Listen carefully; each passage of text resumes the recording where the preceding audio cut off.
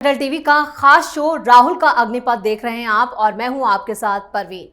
राहुल गांधी की भारत जोड़ो न्याय यात्रा भले ही समाप्त हो गई हो, लेकिन यात्रा के समापन पर राहुल गांधी फिर ऐसा कुछ कह गए जिस पर पीएम मोदी से लेकर बीजेपी उन पर हमलावर है। राहुल गांधी ने हिंदू धर्म के शक्ति शब्द का जिक्र करते हुए कहा कि वो शक्ति से लड़ रहे हैं, तो बीजेपी ने इसे सनातन धर्म का अपमान बता दिया। पीएम मोदी ने भी राहुल के इस बयान पर तमतमाए चेहरे से जोरदार पलटवार किया है। उन्होंने कहा कि मैं इस चुनौती को स्वीकार करता हूं और मैं इन शक्ति स्वरूप माताओं बहनों की रक्षा के लिए जान की बाजी लगा दूंगा। अब राहुल ने खुद ही पीएम मोदी को वो हथियार थमा दिया जिस पर पीएम मोदी ने विपक्ष की बखिया उधेड़ दी है। तेलंगाना रैली में पीएम मोदी ने सवालिया अंदाज में कहा कि बताओ आप शक्ति को समाप्त करने वालों को मौका देंगे क्या? यानी फिर राहुल अपने ही जाल में उलझ गए हैं। आज इसी पर चर्चा करेंगे। मेरे साथ स्टूडियो में मौजूद हैं कैपिटल टीवी के executive editor Rajeev Kumar. Sir, स्वागत है आपका। धन्यवाद। राहुल गांधी का ये बयान एक बड़ा हथियार पीएम मोदी के हाथ लग चुका है, यानी महिला विरोधी होने का आरोप जो कांग्रेस पर लग रहा है, क्या विपक्ष इससे अपना बचाव कर पाएगा? देखिए, राहुल गांधी एक ऐसा व्यक्ति है जो कि जब भी मुंह खोलेंगे उसके बाद कांग्रेस का आधार पिछली बार की अपेक्षा, मतलब उनके मुंह खोलने से पहले जितना था उससे 2-3% कम हो जाएगा। ये राहुल गांधी के व्यक्तित्व में परिलक्षित होता है, क्योंकि जिस व्यक्ति को यही समझ नहीं आता कि हमें किस मामले में बोलना है, किसकी जानकारी है और किसकी जानकारी नहीं है, जिन मामलों की जानकारी नहीं है उसमें बोलना जरूरी क्या है। जिस तरीके से राहुल गांधी ने शक्ति की बात की और वहां पर बैठे हुए इंडी गठबंधन के दूसरे सहयोगियों के नेता ये सब मुस्कुराते रहे, इन सब के दिग्भ्रम की स्थिति हो गई है। समझ नहीं पाते कि इन लोगों के जीवा पर वो मां सरस्वती विराजमान हो गई है कि विनाश काले विपरीत बुद्धि वाली स्थिति में इन लोगों को ला दिया है कि जब भी मुंह खोलेंगे कुछ ऐसी बातें निकल जाएगी जिससे लोग नाराज होंगे, जिससे भारतीय जनता पार्टी को एक बड़ा मुद्दा मिल जाएगा और जिसके कारण ये पूरा का पूरा विपक्षी गठबंधन धाराशायी होने के कगार पर पहुंच जाएगा। ये राहुल गांधी उसी तरीके से कांग्रेस और विपक्षी गठबंधन के भस्मासुर बनने के रास्ते पर चल रहे हैं। इन्होंने जो बातें कही, इनके दिमाग में क्या था, इनको सलाह देने वाले लोग कौन थे, ये समझना जरूरी है। राहुल गांधी धर्म के बारे में जानकारी नहीं रखते। अगर धर्म के बारे में इनकी जानकारी होगी भी तो हिंदू धर्म के बारे में तो जानकारी नहीं ही है, सनातन संस्कृति की जानकारी नहीं है। इनके पास थोड़े बहुत जो जानकारी होगी तो वो क्रिश्चियनिटी को लेकर है, क्योंकि इनकी परवरिश जो है वो सोनिया गांधी ने की। सोनिया गांधी बचपन से क्रिश्चियन ही रही है और उसके बाद इन्होंने नाम बदल लिया, आस्था थोड़ी बदली है। जिस तरीके से सोनिया गांधी का व्यवहार दिखता है, ऐसा लगता है कि उन्होंने प्रियंका वाड्रा या राहुल गांधी दोनों को अपने ही संस्कार दिए, यानी कि पश्चिमी मानसिकता, क्रिश्चियन स्वभाव। तो इसलिए थोड़ी बहुत जानकारी है अगर धर्म के लिए तो वो क्रिश्चियनिटी की होगी, दूसरे धर्म की जानकारी नहीं है। और हिंदू बनने का तो ये स्वांग रचते हैं। आपने सीधे तौर पर कहा हिंदू धर्म में शक्ति एक शब्द है। आप इसे दूसरे अर्थों में कह सकते थे, लेकिन आपने कहा हिंदू धर्म में शक्ति एक शब्द है और हम उस शक्ति से लड़ रहे हैं। मतलब आप हिंदू धर्म से लड़ रहे हैं, हिंदुओं से लड़ रहे हैं, क्योंकि हिंदू धर्म में, सनातन संस्कृति में ये जो शब्द शक्ति है, ये शक्ति आदि शक्ति से निकला हुआ है। और आदि शक्ति की बात जब करते हैं तो हमने मातृ रूप में देखा है, यानी कि उत्पादन से, उत्पादन, उर्वरक की ताकत, शक्ति, उर्वरक की क्षमता जिसके अंदर है वही आदि शक्ति है। हम तो ब्रह्मा विष्णु महेश, ये जो हमारे त्रिदेव हैं, ईश्वर हैं, उनको भी उसी आदि शक्ति से पैदा हुआ बताते हैं। और उसके बाद जो हम देवियों की चर्चा करते हैं, शक्ति स्वरूपा देवी की बात करते हैं। इसीलिए भारत माता की चर्चा होती है। भारत को मदरलैंड बताया गया, फादरलैंड नहीं बताया गया। ये यूरोप के कुछ देश हैं, यूएसएसआर के कुछ देश रहे थे, रूस के आसपास के देश हैं जहां फादरलैंड की परिकल्पना है, हमने मदरलैंड की संकल्पना रखी है, यानी कि मातृशक्ति की बात हम लोग करते हैं। तो पीएम मोदी ने यही बात तो कही कि आप हिंदू धर्म की आत्मा से लड़ रहे हो, आप शक्ति को खत्म करने की बात करते हो तो हिंदू धर्म को खत्म करने की बात करते हो, हमारी संस्कृति के ऊपर हमला कर रहे हो। ये वही विचारधारा है जैसे कि उदयनिधि स्टालिन ने कहा। ये पूरा का पूरा जो इंडी अलायंस का एक तरह से अब तो गैंग कहा जा सकता है, ये सारे के सारे अचानक से नहीं बल्कि इनके अंदर से ही हिंदू विरोध है। और उसी में राहुल गांधी आ गए।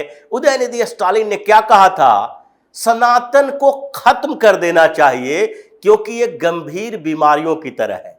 अब राहुल गांधी कह रहे हैं सनातन की आत्मा को से हम लड़ रहे हैं, उसको खत्म करने की कोशिश कर रहे हैं, मतलब ये आदि शक्ति से लड़ रहे हैं। और उस शक्ति से लड़ने का मतलब है कि हम उसे खत्म करने की कोशिश कर रहे हैं। अगर हम सत्ता में आए तो इस शक्ति की अवधारणा के खिलाफ जाएंगे और हम उस आदि शक्ति के खिलाफ जाएंगे, यानी कि हम हिंदू धर्म के खिलाफ जाएंगे। यह बात उन्होंने कही।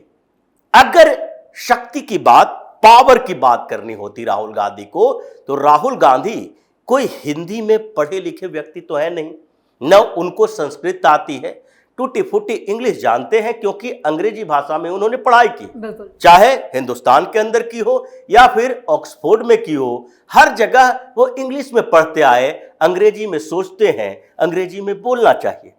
लेकिन उसी आधार पर अगर इन्होंने शक्ति की बात कही होती तो वो पावर की बात करते और पावर के साथ ये जोड़ते कि पॉलिटिकल साइंस, राजनीतिक विज्ञान में एक शब्द है पावर, कि किसके अंदर में शक्ति केंद्रित होती है। सत्ता और शक्ति की बात करते कि सत्ता के साथ शक्ति, पावर आता है और वो पावर जिसके पास होता है वो चाहे तो इसका सदुपयोग करे या तो दुरुपयोग करे।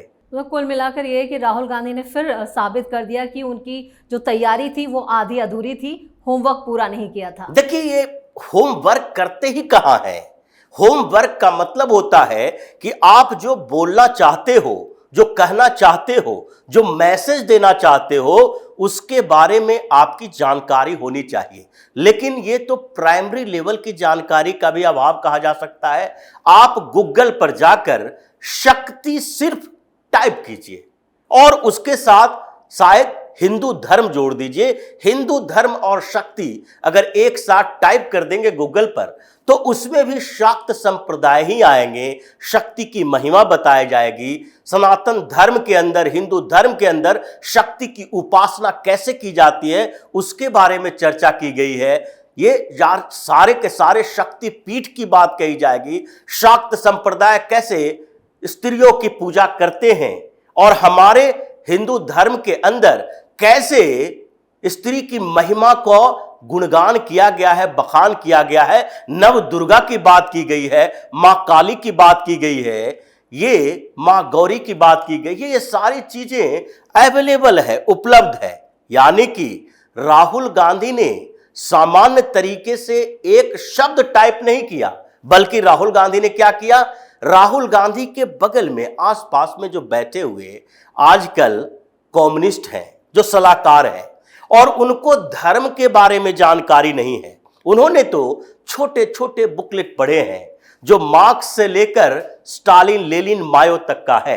ये छोटे छोटे बुकलेट, और उसमें पावर सेंटर की बात आएगी, पावर को हिंदी में शक्ति कर देंगे और शक्ति को हिंदू धर्म से जोड़ देंगे। और राहुल गांधी को बोल दिया कि आप ये बोलो कि शक्ति जो है वो सबको गला पकड़ के अपने तरफ कर रही है और उसके साथ हिंदू धर्म की शक्ति की बात जोड़ देना ताकि हिंदू धर्म की भी बात हो जाए, पावर शक्ति की भी बात हो जाए, पीएम मोदी की भी आलोचना हो जाए। उन्होंने यही पूरा सेंटेंस बोला कि हिंदू धर्म में शक्ति है और शक्ति से हम लड़ रहे हैं। क्यों? क्योंकि हमसे किसी ने कहा कि राजा की आत्मा ईवीएम में है। अब ईवीएम पर आ गए। ईवीएम के ऊपर आप सवाल उठा रहे हो, एक बार नहीं कई बार सवाल उठा रहे हो। लेकिन अगर आपको सवाल उठाना है और सही तरीके से अपनी बात रखनी है तो या तो चुनाव आयोग के साथ जो आपका डेलीगेशन गया था उस पर भरोसा करें, जो डेमोन्स्ट्रेट हुआ था। सुप्रीम कोर्ट, हाई कोर्ट में कई बार इसके चर्चा हो चुकी है। चुनाव आयोग ने कहा कि देखिए 52 से ज्यादा मैटर हैं। हमने पूरी किताब बना के रखी है कि सुप्रीम कोर्ट, हाई कोर्ट में जब ईवीएम को लेकर सवाल उठे तो क्या जज साहब ने कहा और उसके एक एक पहलू पर कैसे इन लोगों के सारे सवाल धाराशायी हो गए। यही नहीं, चुनाव आयोग में इस बात की चर्चा हो रही थी। मुख्य चुनाव आयुक्त ने एक एक करके सवालों का जवाब दिया। राहुल गांधी अगर ईवीएम को लेकर इतना सशंकित है, इतने आशंका है इनको, तो हिमाचल प्रदेश में जब 0.5% मार्जिन से भारतीय जनता पार्टी की हार और इनकी सरकार बनी तो उस समय इन्होंने क्यों एक्सेप्ट किया? कर्नाटक में, तेलंगाना में जीत को क्यों एक्सेप्ट किया? क्या वहां बैलेट पेपर से वोटिंग हुई थी? वहां भी ईवीएम से वोटिंग हुई थी। मतलब तुम जीत जाओ तो ईवीएम अच्छे हैं, तुम हार जाओ तो ईवीएम बुरे हैं। ये जो सवाल है ये राहुल गांधी के मुंह से जब निकलता है तो लोग सिर्फ मुस्कुराते हैं, हंसते हैं, तालियां बजाते हैं, क्योंकि एक बेवकूफ व्यक्ति भी अब ये समझ सकता है कि ईवीएम पर सवाल उठाना इनकी मजबूरी है, यानी हार का ठीकरा अब ईवीएम पे फोड़ो, अपने ऊपर नहीं। तो उसी तरीके से जिस तरीके से ईडी, सीबीआई पर सवाल उठाए। लेकिन यहाँ पर जिस तरह से राहुल गांधी ने खुद यहाँ पर नारी न्याय गारंटी की जो बात ये लोग कर रहे हैं, तो उसको भी सवालों में ला दिया अपने इस बयान से। देखिए, नारी न्याय की बात राहुल गांधी कर ही नहीं सकते, या फिर न्याय की बात कांग्रेस कर नहीं सकती, जो अपने पार्टी के भीतर नेताओं के साथ न्याय नहीं करती, जो पार्टी के साथ न्याय नहीं कर रही है। कांग्रेस पार्टी अगर अपने पार्टी की बात करे तो क्या पार्टी के साथ ये न्याय है या अन्याय है कि राहुल गांधी जैसा व्यक्ति जो कि लगातार 10 से 12 चुनावों में कांग्रेस के हार का कारण बने हैं, उस व्यक्ति को पार्टी का सर्वे सर्वा बनाया जाए? ये कहां का न्याय हो सकता है? संभव ही नहीं है। कोई भी पार्टी इसे स्वीकार नहीं करती अगर वन मैन आर्मी की बात नहीं होती, यानी वन मैन शो है ये। राहुल गांधी अगर गांधी नेहरू परिवार के नहीं होते, हर स्टेट में देखिए, मध्य प्रदेश में चुनाव होता है, वहां पर पार्टी की हार होती है कांग्रेस की, वहां का पूरा ऊपर से नीचे तक पार्टी के नेता, जो प्रदेश अध्यक्ष हो या फिर वहां पर जो पार्टी का प्रभारी हो, सब रिजिग्नेशन दे देता है। राहुल गांधी की कोई जिम्मेदारी नहीं है कि लगातार हर स्टेट का चुनाव हार रहे हो। 14-19 में तुमने कांग्रेस को ऐतिहासिक हार के लिए व्यवस्थित कर दिया, तो ऐसे में राहुल गांधी को सर्वे सर्वा बनाना पार्टी के साथ अन्याय, देश के साथ इसने तो पूरे 1947 से अब तक अन्याय ही किया है। जितने बर्बादियां हुई है, चाहे डोमेस्टिक स्तर पर या इंटरनेशनल पॉलिसी को लेकर, जवाहरलाल नेहरू से लेकर इंदिरा गांधी और राजीव गांधी की सरकार तक जिस तरीके से भारत को कमजोर किया, चाहे चीन के मुद्दे पर तिब्बत सौंप दिया, चाहे पाकिस्तान के मुद्दे पर झगड़ा लड़ाई अपनी जगह पर है, लेकिन जब वो आक्रामक हो रहा है हमारे ऊपर तो उसका जवाब उसी के शब्दों में देना चाहिए। आप हार के बावजूद उसको क्या किए? सरेंडर कर दिए उसके सामने। आपने बांग्लादेश को मुक्त करवाया, लेकिन शरणार्थियों को यही शरण लेने के लिए छोड़ दिया। आपने देश के साथ कौन से ऐसे अच्छे काम किए हैं जिसके लिए देश की जनता मान ले कि आप गारंटी देने के लायक हो? नारी न्याय की बात, मजदूरों की न्याय की बात, श्रमिकों की न्याय की बात, ये न्याय की बात करना राहुल गांधी या कांग्रेस पार्टी के लिए वह पूरी तरीके से विरोधाभासी है। न्याय की परिभाषा ये नहीं समझते, इसलिए आज न्याय की बात कर रहे हैं। इलेक्टोरल बॉन्ड को लेकर इन्होंने क्या कहा? साफ तौर पर कहा, यार देखो ये वसूली तंत्र में ईडी सीबीआई लगा हुआ है, और ये जो सबसे ज्यादा पैसा देने वाले कंपनी है फ्यूचर गेमिंग, उसके जो प्रमुख हैं सेंटियागो मार्टिन, ये सेंटियागो मार्टिन ने सबसे ज्यादा पैसा भारतीय जनता पार्टी को तब दिया जबकि उसके खिलाफ ईडी और सीबीआई के छापे पड़े। लेकिन हुआ क्या? अब धीरे धीरे खुलकर सामने आ रहा है कि 1368 करोड़ में से 509 करोड़ उसने केवल डीएमके को दिया है, एक पार्टी को 509 करोड़, 40% से ज्यादा पैसा एक पार्टी को दिया जो राहुल गांधी का सहयोगी है। ये सहयोगी पार्टी है कांग्रेस की, दोनों की सत्ता है तमिलनाडु के अंदर। और भारतीय जनता पार्टी की सरकार की बात करते हैं, ईडी सीबीआई की जिसकी बात करते हैं, वो ईडी ने उसी व्यक्ति के 700 करोड़ की संपत्ति अटैच करवाई है। एक छापा में 249 करोड़, दूसरे छापा में 457 करोड़, ये ईडी और सीबीआई ने किया। जबकि उसने क्या किया, 509 करोड़ अभी सामने आया है डीएमके के लेकर। अभी टीएमसी का तो आना बाकी है, जो कोलकाता में जब वो रह रहा था, होम मिनिस्ट्री से एडवाइजरी जारी हुई थी बंगाल गवर्नमेंट को कि देखो ये वहां पर इलीगल सट्टा बाजार चला रहा है और वहां पर लॉटरी का टिकट बेच रहा है, प्रिंटिंग प्रेस में उसके टिकट बट रहे हैं, जबकि वहां पर अवैध है। तो ये पूरी पार्टी जो है कांग्रेस और राहुल गांधी जैसा व्यक्ति, ये ऐसा हथियार है जो भारतीय जनता पार्टी को, पीएम मोदी को अगले चुनाव में भी 400 से ज्यादा सीटें दिलवाने के लिए ही प्रचार कर रहे हैं, अपने लिए नहीं कर रहे हैं। और आगे भी ऐसा देखने को मिलेगा। ये तो शुरुआत है, अभी चुनाव प्रचार की शुरुआत हुई। पहली रैली इंडिया अलायंस की हुई, एक तरह से पहली रैली थी इंडिया अलायंस के पार्टनरों की, और उसी में इतना बड़ा बखेड़ा हो गया। अभी तो आगे बहुत सारी रैलियां होनी है। राहुल गांधी हर मंच पर जाएंगे और जो पिछली बार 53 सीटें मिली थी उसको घटा के 23 तक सीमित कर देंगे। इस तमाम जानकारी के लिए आपका बहुत बहुत धन्यवाद। धन्यवाद। तो 2024 चुनाव में राहुल का यह बयान आधी आबादी यानी महिला विरोधी बताकर बीजेपी ने अभी से विपक्ष पर बढ़त बना ली है।